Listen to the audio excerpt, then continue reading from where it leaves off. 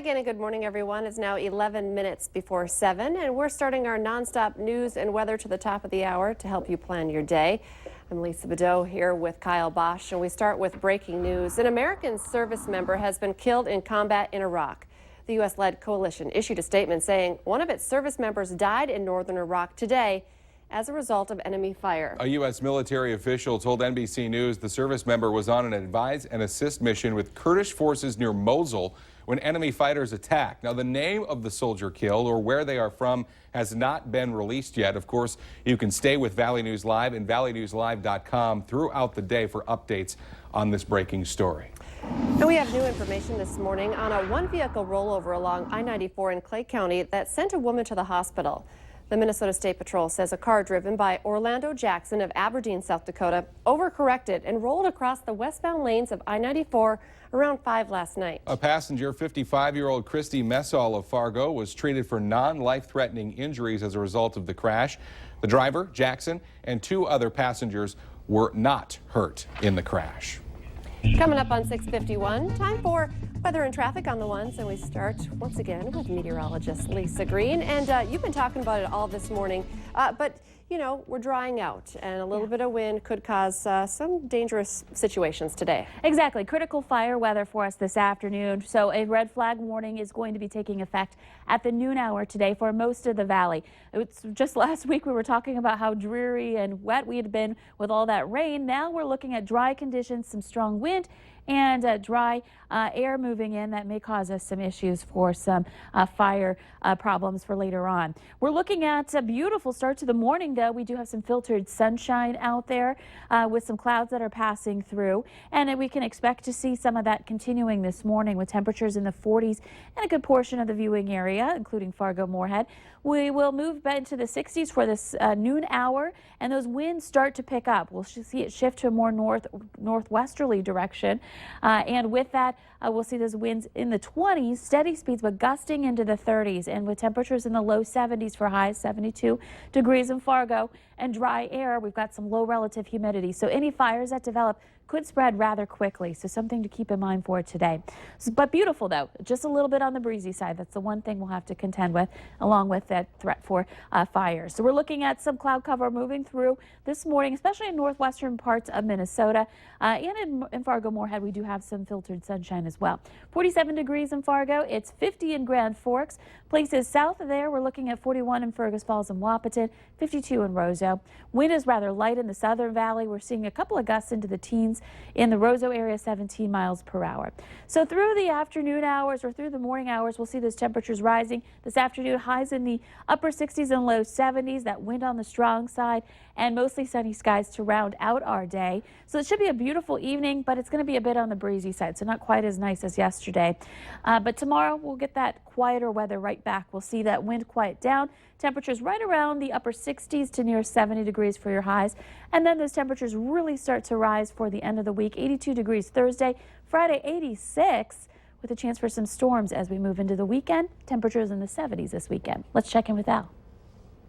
Lisa, it seems like we got off to kind of a slow start out here on the Metro Interstate Loop, but things are really rolling right now.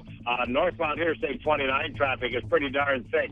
Really, really busy out here. Travel speeds in that 60 to 65 mile an hour range. Southbound I-29, not quite so much. On Interstate 94, we have plenty going on out there as well, really busy. Don't forget, if you're driving 13th Avenue South, traffic shifts to the south side of the street this morning, head-to-head, 1 lane in each direction. Drive extra carefully today. Al Ahmed, Valley Today traffic.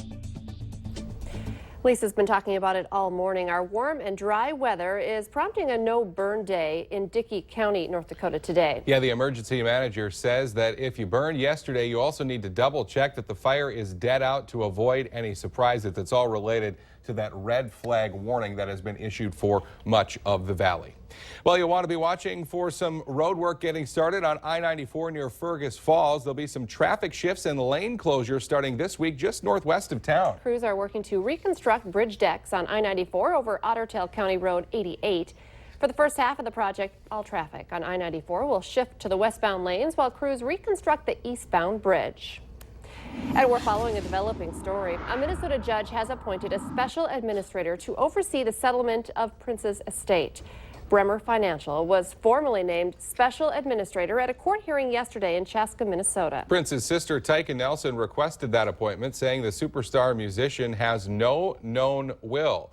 Now, Nelson and Prince's 4 half-siblings all attended the hearing yesterday. It lasted only about 10 minutes and did not address how long it could take to sell the estate or how much it's worth. Another big power outage in South Fargo involving Xcel Energy has a lot of people frustrated. For some people, it was the second one in 2 days. Yeah, this last one was reported just before 8 last night and took about 40 minutes to get the power back on. No word yet on what caused last night's outage. Now, we did speak with Xcel Energy officials last week. They told us it is unusual that we have seen so many sizable outages in such a short period of time. They say they are working on upgrades to try and fix reliability issues.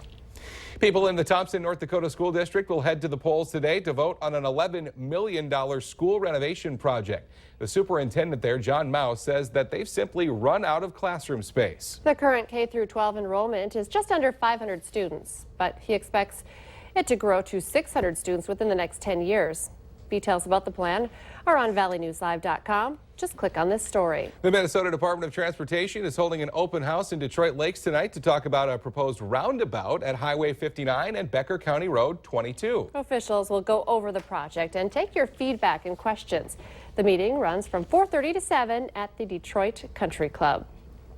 Food trucks are popular in a lot of cities, but one community is considering a ban on mobile vendors because they're sometimes creating a parking crunch.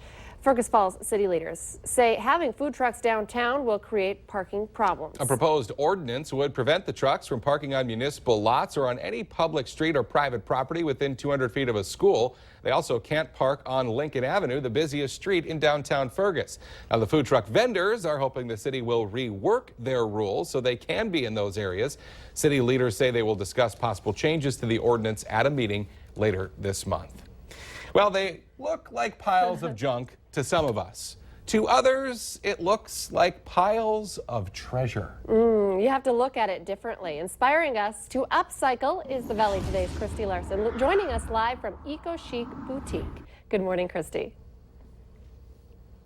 Good morning, guys. Well, you can see here we showed you 4 different looks with this chalk paint. So, Maria, let's talk about them again real quick.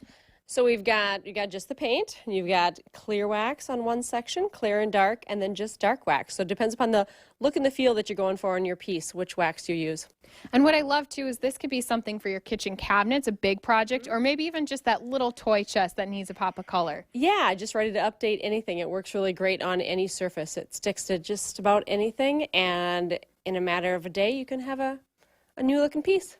But I mean, another thing that people need to think about is when they're looking at old chairs or maybe big dressers, they need to think about the time commitment as well. Yeah, you know, the piece looks enticing in the beginning and it sits in your garage for a year. You're not going to like it as well. So think about what it's going to take to get that piece where you want it before you pick it up. And for those thinking about the big reupholstering projects, sometimes you just advise stay away. Or just call in the experts. We've got a gal in town here that does all of our, heavy hitting pieces. And so it might be worth just calling her in and letting her update it for you. Do the work. Yeah. But I love too that sometimes you can look at something on the curb and think, all right, how can I make this different? How can I incorporate this into my house? And as we said before, maybe if it's that old piece in your grandparents' house, that's more meaningful than even pulling it off the curb. It really is. I mean, anytime you can take something and keep it from the landfill or something that has meaning to you, I encourage you to do that.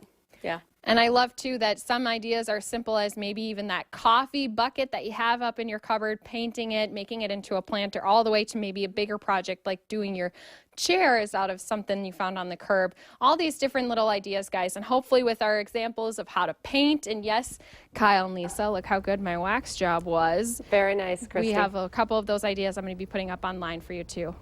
You know what, and I'm not even creative like this, but I see all of that treasure on the curbs, and I want to go take all of it and create beautiful things, because I watch you do this and I'm like, maybe I could, and then it just fills my garage. Christy Larson giving us some inspiration this morning. Thank you, Christy. It's your chance to grab lunch or dinner and help kids in need. Herbert and Gerbert's Sandwich Shops in Fargo, Moorhead, and Grand Forks are holding their 9th annual Great Sub Support event. Yeah, for each sandwich sold today, $1 is going to be donated to Children's Miracle Network at Sanford Children's Hospital. And they've raised over $15,000 doing that already. Just a great program. Well, you're getting ready to start digging in your garden. This week certainly has a lot of people itching to get those green thumbs a-working. And there's a series of hands-on gardening sessions going on at the Fargo Public Library to get you started. The first one is tonight, and we'll focus on growing cut flowers. All of the sessions start at 7 at night in the downtown library community room. They're free, no registration is needed. Let's get our answer now to our question of the morning on Facebook. The average household has 6 of these, according to a recent poll. The answer, refrigerator magnets. Remember, you can answer those questions by heading to our Valley News Live Facebook page. Lisa, I know one last big reminder to watch the burning today. Yeah, red flag warning takes effect at noon. It encompasses most of the valley, but just be prepared for that regardless of where you are today. Thanks for waking up with the Valley today. More local news and weather right here in just 25 minutes. Have a great Tuesday, everybody. We will see you tomorrow morning.